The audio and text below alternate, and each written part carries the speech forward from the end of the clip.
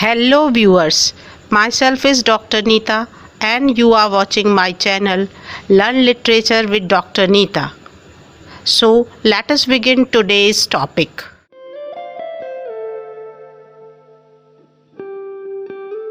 Hello dear students, आज जानेंगे post colonialism के बारे में। पोस्ट कॉलोनियलिज्म पे ये हमारा वीडियो का थर्ड पार्ट है। फर्स्ट पार्ट में हमने उसके जनरल परसेप्शन और जनरल करेक्टरिस्टिक्स के बारे में जाना। सेकेंड पार्ट में उसके फेमस क्रिटिक होमी के भाभा के बारे में जाना और उनके कंट्रीब्यूशन को देखा पोस्ट कॉलोनियल थियोरी में। और आज हम Gayatri Chakravorty Spivak, she is also a very famous critic, उनका कंट्रीब्यूशन देखेंगे पोस्ट कॉलोनियल थियोरी में। So let us begin. She is Gayatri Chakravorty Spivak. She is an Indian American literary theorist, cultural critic, feminist critic and a post colonial scholar. 24 फरवरी 1942 में इनका कलकत्ता में जन्म हुआ। उसके बाद बैचलर डिग्री इन्होंने इंग्लिश में ली यूनिवर्सिटी ऑफ कलकत्ता से, और उसके बाद पोस्ट ग्रेजुएट और पीएचडी डिग्री इन्होंने कॉर्नवेल यूनिवर्सिटी यूनाइटेड स्टेट्स से ली। उसके बाद इन्होंने कई सारी यूनिवर्सिटीज़ में, फेमस यूनिवर्सिटीज़ में पढ़ाया और अल्टीमेटली कोलंबिया यूनिवर्सिटी ज्वाइन की as a professor in the humanities. इनका सबसे ज़्यादा इन्फ्लुएंशियल वर्क है इनका एक ऐसे, कैन द सबाल्टर्न स्पीक, जिसने पोस्ट कॉलोनियल थ्योरी को एक दिशा दी। इट वॉज पब्लिश्ड इन 1988 और इस ऐसे में इन्होंने बहुत सारे से इश्यूज़ कवर किए हैं, like the representation of the particular communities और group of people, the power dynamics that is used in this representation, and she also talks about the voices of the marginalised groups within this post colonial context. Spivak का fame as a translator भी है। इन्होंने Jacques Derrida की famous book de la grammatologie का English translation किया, और इसके अलावा इन्होंने महाश्वेता देवी की शॉर्ट स्टोरीज़ जिसका टाइटल इमेजिनरी मैप है उसका भी ट्रांसलेशन किया। और इसके अलावा ये लिस्ट है in other words, essays in cultural politics, post colonial critic, interviews, strategies, dialogues, thinking academic freedom in gendered post coloniality, outside in the teaching machine, a critique of post colonial reason, death of a discipline, other Asias reading, and she not only critically examined the post-colonial aspect of the things, rather she gave the theory on one end and tried to apply that theory on the various texts. It means not only the practical aspect can be seen in Spivak's work, but also the theoretical aspect is there. और इन्हें साहित्य academy award मिला 1977 में महाश्वेता देवी की short story के translation के लिए, और apart from that she also got the Padma Vibhushan in 2013। देखिए, पोस्ट कॉलोनियल क्रिटिक्स में आपने एडवर्ड सईद का नाम भी सुना है, और एडवर्ड सईद ने ये वाली बात बताई थी कि किस तरीके से वेस्टर्न पीपल ने कॉलोनियल पीपल के कल्चर को प्रस्तुत किया है, या ईस्ट के कल्चर को या ओरिएंट के कल्चर को प्रस्तुत किया है, जिसमें उन्होंने ईस्ट के लोगों को बिल्कुल बैकवर्ड और निचले दर्जे का बना दिया है। इस बात से स्पिवक भी एग्री करती हैं, लेकिन उन्होंने इस प्रोसेस को फर्दर एक्सप्लोर किया और जाना, examine the process of western knowledge production, कि किस तरीके से वेस्ट के लोगों ने उस इमेज को प्रोजेक्ट किया, and it's implementation for understanding and representing non western cultures, कि वो कौन कौन से फैक्टर्स थे जिसकी वजह से नॉन वेस्टर्न पीपल का जो कल्चर है वो इस रूप में उन्होंने प्रस्तुत किया वेस्ट के लोगों ने। Spivak has applied the theoretical insight to the analysis of post-colonial literature with a deep engagement with deconstruction, post-colonial theory, feminism and Marxism. जो भी स्पिवक के पास theoretical insight थी यानी she was well versed with the idea of deconstruction, उन्हें अच्छे से पता था डिकन्स्ट्रक्शन के बारे में, पोस्ट कॉलोनियल थ्योरी के बारे में जो उससे पहले चल रही थी, जैसे एडवर्ड सईद और होमी के भाभा ने जो भी पोस्ट कॉलोनियल थ्योरी के बारे में बातें की थी। She was well versed with that, she was well versed with the idea of feminism, she was well versed with the idea of Marxism, और इन सारी चीज़ों का यूज़ उन्होंने किया जब उन्होंने एनालिसिस की पोस्ट कॉलोनियल लिटरेचर की। और यही बात मैंने आपको पहले बताई थी कि थ्योरेटिकल एस्पेक्ट ही नहीं है उनका, बल्कि उनका प्रैक्टिकल एस्पेक्ट भी है कि वो उस थ्योरी को अप्लाई करती हैं कि किस तरीके से पोस्ट कॉलोनियल लिटरेचर की एनालिसिस की जानी चाहिए। हर एंगेजमेंट विद टेक्स्ट, जब भी वो टेक्स्ट की बात करती है, often involves A careful examination of language, discourse and politics of representation. जब भी टेक्स्ट की एनालिसिस की बात की है उन्होंने, तो उन्होंने कहा है कि इसमें केयरफुल एग्जामिनेशन होना चाहिए लैंग्वेज का, डिस्कोर्स का, और try to identify the politics of representation. Politics of representation के मीनिंग है कि जिन भी लोगों को उसमें रिप्रेजेंट किया गया है वो यूं ही नहीं है, उसके पीछे कोई पॉलिटिक्स वर्क कर रही है। It means they were strategically represented in that particular manner. Spivak's engagement with deconstruction is influenced by the thinkers like Jacques Derrida. जैसे आप जानते हैं कि उन्होंने जैक्स डेरिडा का ट्रांसलेशन किया था और इसीलिए वो जैक्स डेरिडा के डिकन्स्ट्रक्शन के कंसेप्ट से एग्री करती हैं और उसे पसंद करती हैं। This has led her to critically examine language, discourse and meaning, और इसीलिए वो ये लैंग्वेज, डिस्कोर्स और politics of representation and meaning को समझने के लिए डिकन्स्ट्रक्शन वाली आइडियाज़ को अप्लाई करती हैं। She analyzes power dynamics and social structure owing to the Marxist background। अब क्योंकि she was well versed with Marxism also, तो वो किसी भी टेक्स्ट में उस पावर डायनेमिक्स को पढ़ सकती हैं, उस सोशल स्ट्रक्चर को देखने की बात करती हैं जिसकी वजह से चीज़ें उस रूप में रखी गई जिस रूप में उस टेक्स्ट में हैं। तो स्पिवक ने थ्योरेटिकल इंसाइट को ही स्ट्रेंथन नहीं किया, बल्कि उस थ्योरेटिकल इंसाइट को कैसे अप्लाई करें पोस्ट कॉलोनियल लिटरेचर पे, इस पे भी बहुत ज़्यादा हाईलाइट किया है। Now see, Spivak engagement with the deconstruction। Jacques Derrida का कंसेप्ट है डिकन्स्ट्रक्शन का, इन्होंने ट्रांसलेशन किया और जैसे मैंने बताया she was also influenced by this. तो इन्होंने क्या किया, she introduces deconstructionist method into the post colonial studies. किसी भी टेक्स्ट की अगर पोस्ट कॉलोनियल स्टडीज़ की जा रही है तो उसमें डिकन्स्ट्रक्शनिस्ट मेथड्स यूज़ किए जाने चाहिए। Her work often involve deconstructing binary opposition. Binary opposition का जो कंसेप्ट था ये आप पिछली वीडियोस अगर देखेंगे तो समझ पाएंगे कि चीज़ों को ऐसा माना जाता था पहले कि वो बाइनरी अपोजिट्स में ही समझी जा सकती हैं, लेकिन डिकन्स्ट्रक्शन में इस बात को डिकन्स्ट्रक्ट किया गया और वही बात स्पिवक कहती हैं कि बाइनरी अपोजिशन को डिकन्स्ट्रक्ट करने की ज़रूरत है and challenging the fixed category. अब पहले ऐसा माना जाता था, मैं आपको शॉर्ट में बताऊं कि हर चीज़ अगर मेल को समझना है तो female, it mean male and female are in binary opposition, woman को समझना है तो मैन, मतलब things where having the fixed categories, कि एक कैटेगरी की चीज़ को समझना तो दूसरी कैटेगरी की चीज़ के साथ ही समझ पाएंगे। अब उन्होंने इस ही बात को चैलेंज किया क्योंकि वो डिकन्स्ट्रक्शनिस्ट आइडिया से प्रभावित थी। Revealing the complexities and instabilities inherent in language and cultural construct, और उन्होंने बताया कि इस तरीके की फिक्स्ड कैटेगरीज में चीज़ों को नहीं रखा जा सकता क्योंकि कई बार चीज़ें इन दोनों कैटेगरीज से बाहर की भी होती हैं। अब for example we can say like that कि एक साइड मेल है, एक साइड फीमेल है, मेल की कुछ क्वालिटीज़, फीमेल की कुछ क्वालिटीज़, बट ये ज़रूरी नहीं कि वो मेल की क्वालिटीज़ ऐसे वाटर टाइट कंपार्टमेंट में नहीं रखी गई हैं कि वो किसी फीमेल में नहीं हो सकती, या फीमेल की क्वालिटीज़ भी ऐसी नहीं है वो किसी मेल में नहीं हो सकती। अब अगर वो इंटरचेंज हो सकती हैं तो फिर हम फिक्स्ड कैटेगरी में चीज़ों को क्यों पढ़ रहे हैं, ये क्वेश्चन था।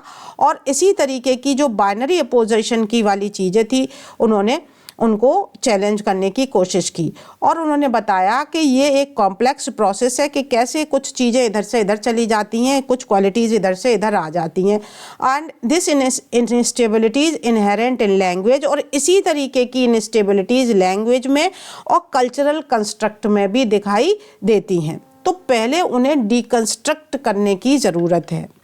In her influential essay, Can the Subaltern Speak?, Spivak draws on the deconstructive insight to examine the power dynamics inherent in the representation of the marginalized groups.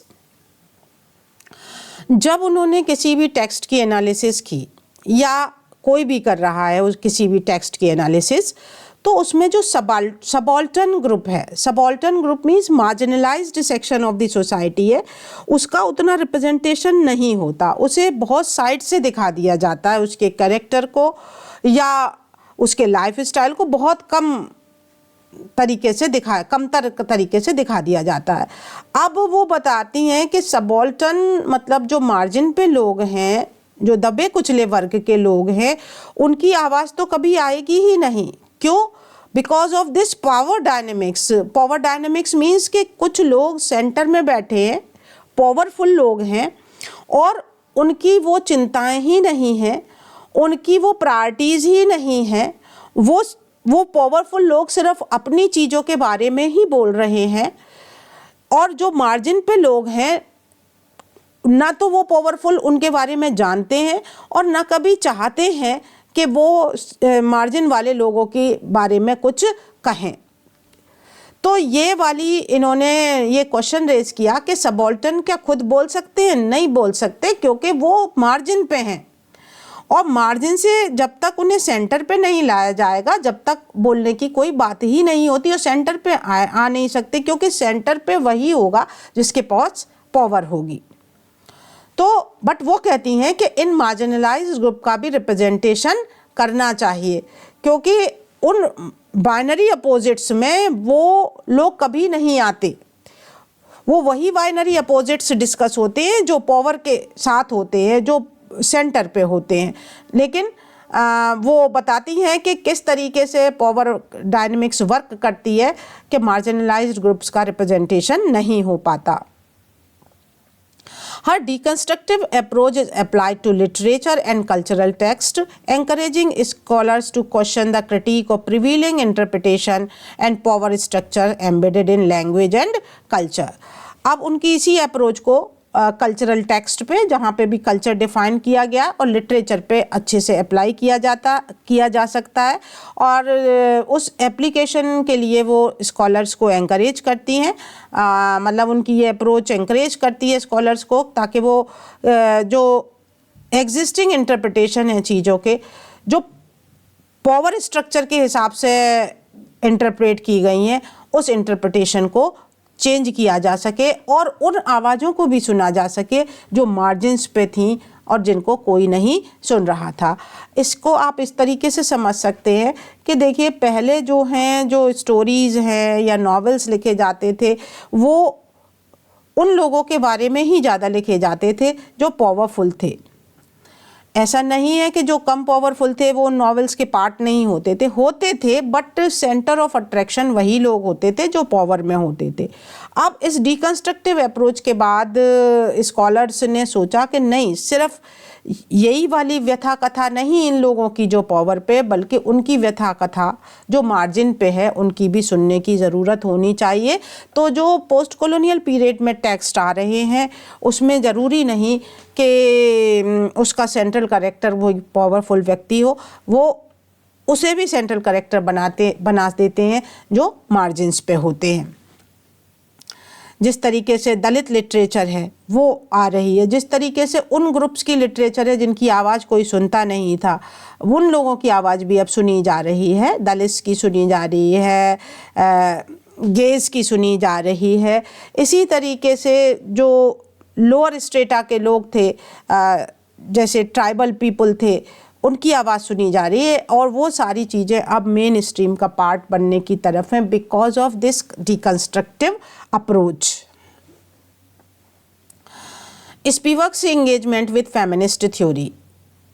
Spivak is known for her contribution to the feminist theory, particularly in her exploration of the issues like gender, race and class.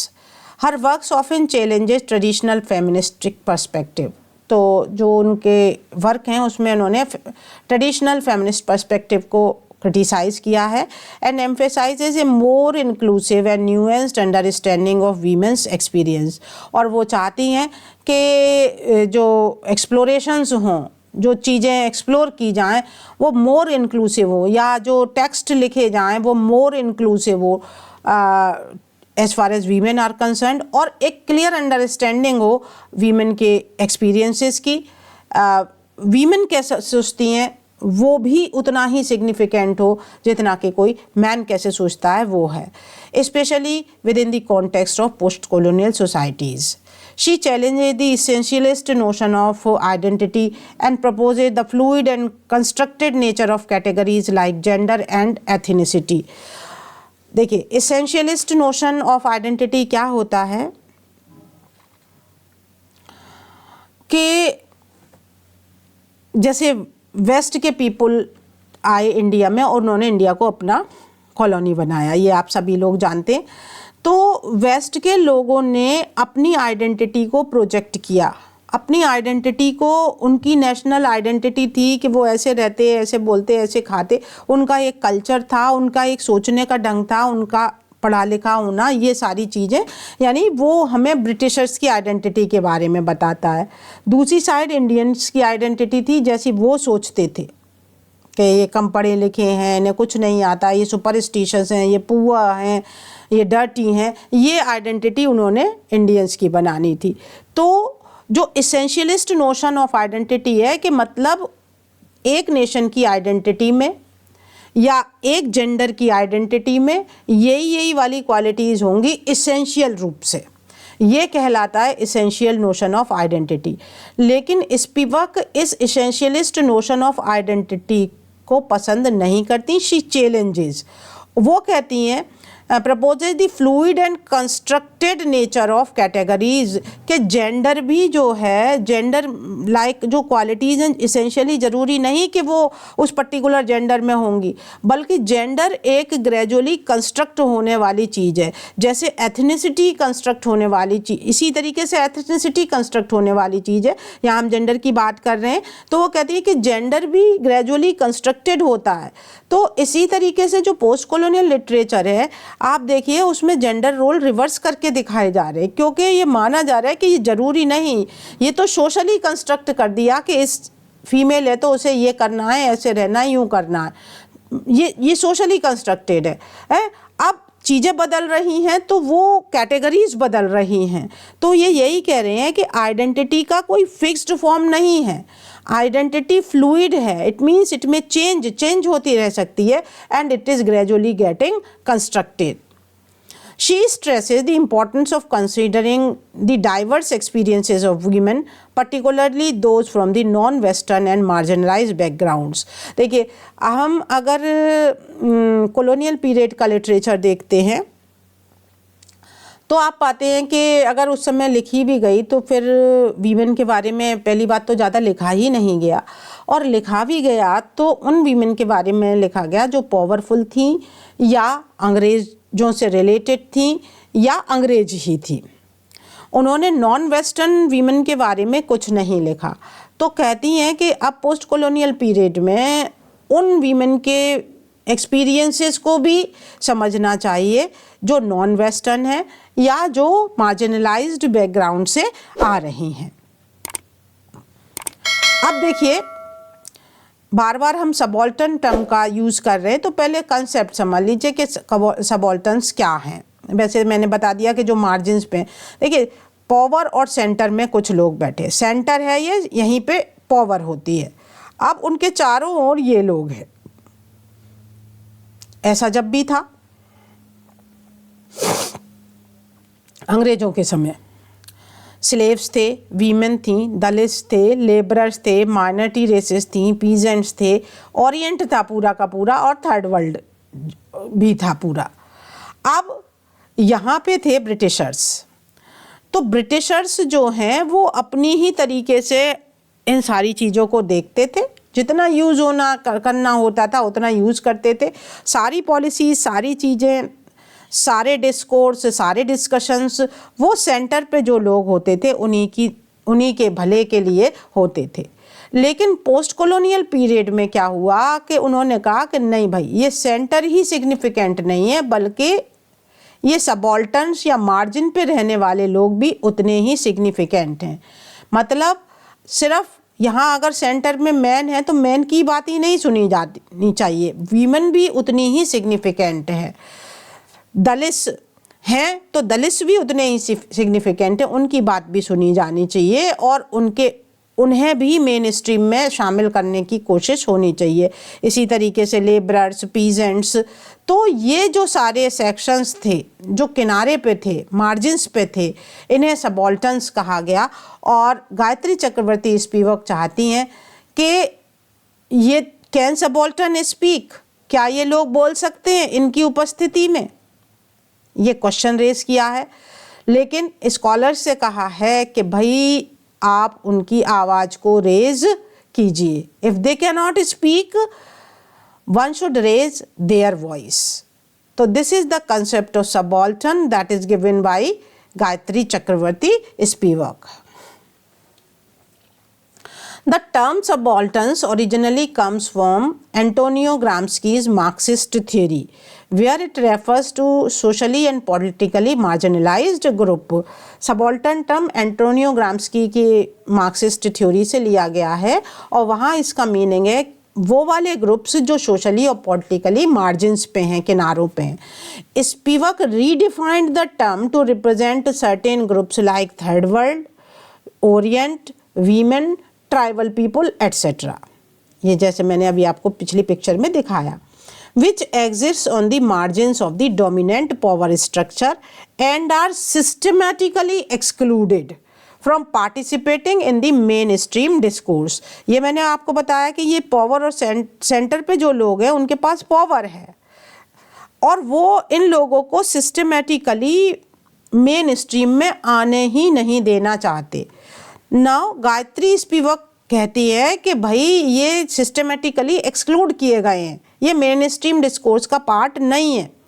तो क्या होना चाहिए? She emphasise the need to understand the ways in which the voices of the marginalised are often silenced by dominant discourses. वो कहते हैं कि हर किसी को ये समझने की ज़रूरत है कि इन मार्जिनलाइज्ड लोगों की आवाज़ को किस टैक्टिस की तरफ, किस स्ट्रेटेजी की तहत इन डोमिनेंट लोगों ने उसे साइलेंट कर दिया। Spivak pays special attention to the gendered dimension of subalternity. She also talks about woman even in the subaltern group. She specifically talks about women. In her analysis, she explores that women within subaltern group often face unique form of oppression and may be doubly marginalized. For example, women are marginalized, and even if we are going to some subaltern group, for example, this is also, Dalits are also subaltern group. Women are also the part of subalterns. So she is saying if women, of course, women तो है ही margin पे, लेकिन अगर वो woman Dalits में है, दलित भी है और वुमन भी है, then she is doubly marginalized. इसी तरीके से लेबरर में भी वीमेन भी है तो she is doubly marginalized. एक बार तो मतलब उसकी स्थिति बहुत पैथेटिक है वीमेन की, अगर वो लेबरर भी है तो अव्वल तो वीमेन की ही स्थिति जो है वो ठीक नहीं है, लेकिन अगर वीमेन लेबरर भी है तो उसकी स्थिति और ज़्यादा बुरी है। It means she is doubly marginalised what she is saying, और उसे विशिष्ट प्रकार का ऑपरेशन प्रेशर झेलना पड़ता है। She raises question about representation of subalterns voices within the post colonial discourse, और वो बार बार कहती हैं कि इनकी आवाज़ को उठाना चाहिए पोस्ट कॉलोनियल डिस्कोर्स में। This is the concept of center and margin. This is the center where power resides, and these are the people who are on the margin, and some are there who are outsides. Margins. Spivak used the term margin to refer the periphery or edges of the dominant discourse and power structure. मतलब margin अभी आपको समझा दिया बाहर की side का है। Margin represent the spaces that are often excluded or in mainstream narrative. मतलब उन्हें mainstream narratives में नहीं यूज़ किया जाता जो margins पे हैं। These could be voices, culture or perspective that exist at the periphery of the dominant social, political and cultural framework. और मतलब वो पेरीफेरी पे बस उन्हें इंक्लूड नहीं किया जाएगा, वो एक्सक्लूड रहेंगे, बट वो एग्जिस्ट करेंगे। अब आउटसाइड सुनिए। The idea of outside x tends the idea of margin bye suggesting spaces beyond established boundaries. Spivak is interested in exploring what exists beyond the recognized center of power and discourse. Spivak is also concerned with the issue of agency and representation. चलिए पहले इसे बताऊं मैं आपको। हाँ, तो Spivak की जो खोज है वो सेंटर मार्जिन रिलेशनशिप तो दिखाई दिया कि मार्जिन्स के लोगों को इंक्लूड नहीं कर रहे हैं सेंटर वाले अपनी मेन स्ट्रीम डिस्कोर्स में, लेकिन वो उससे भी बाहर की सोचती है कि जो आउटसाइड्स हैं उस मार्जिन की पेरीफेरी में भी कवर नहीं हो पा रहे हैं, उनकी कंडीशन तो और ज़्यादा पिटिएबल है।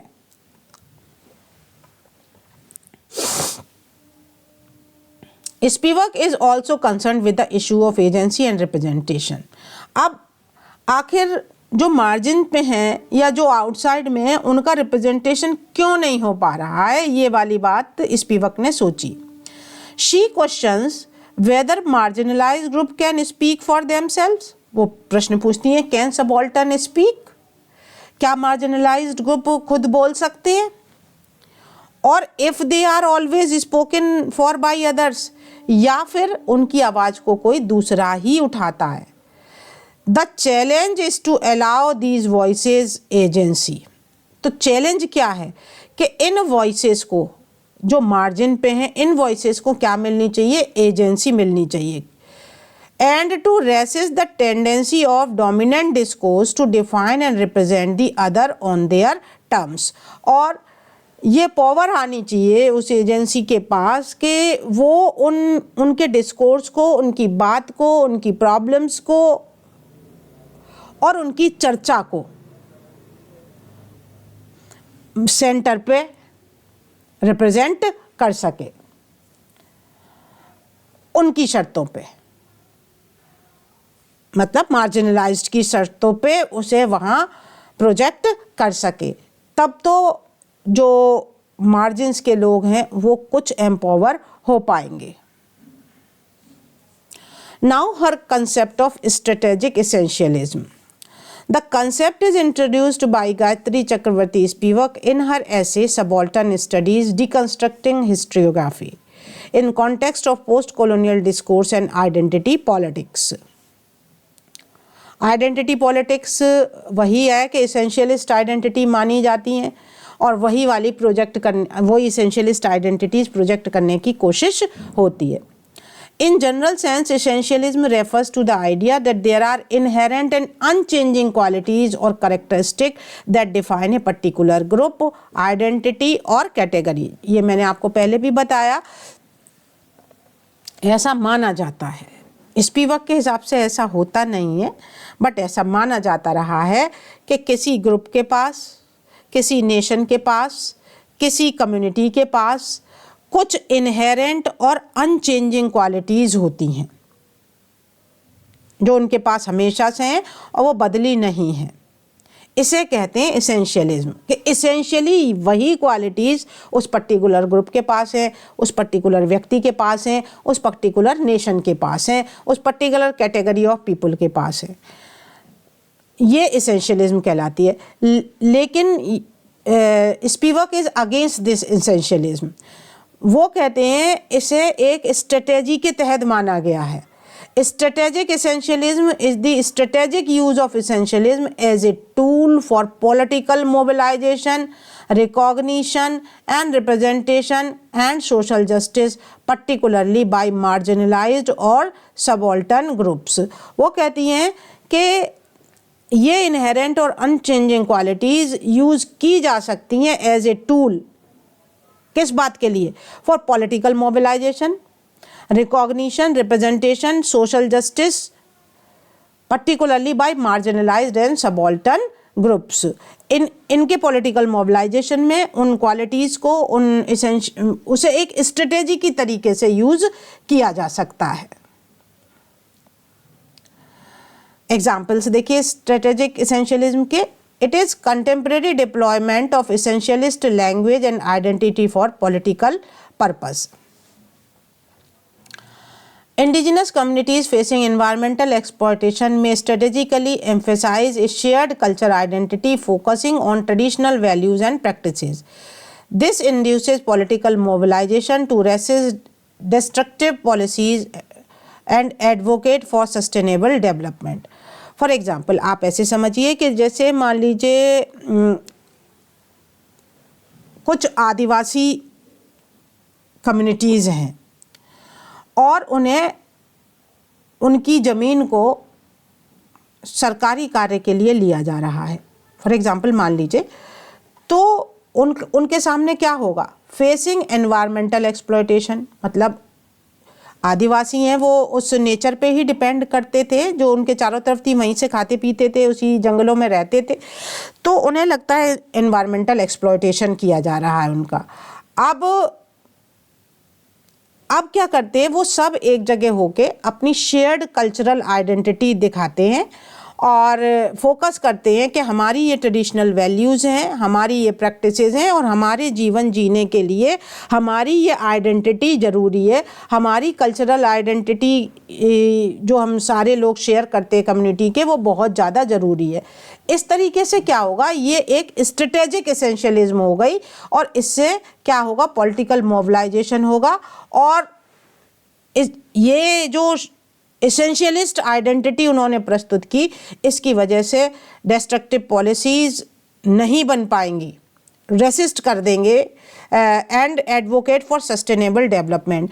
अपने इसी एसेंशियलिस्ट कल्चरल आइडेंटिटी को दिखा के वो एडवोकेसी कर सकते हैं सस्टेनेबल डेवलपमेंट के लिए। तो ऐसा नहीं है कि एसेंशियलिस्टिक आइडेंटिटी हमेशा गलत पर्पस के लिए यूज़ होती है, कभी कभी ये एक स्ट्रेटेजी के रूप में भी यूज़ हो जाती है।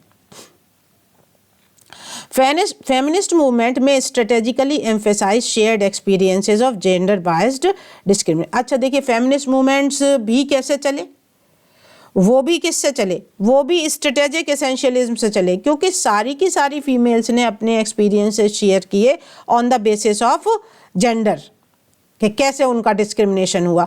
तब तो ना फेमिनिस्ट मूवमेंट चला, तब तो ना मोबिलाइजेशन हुआ।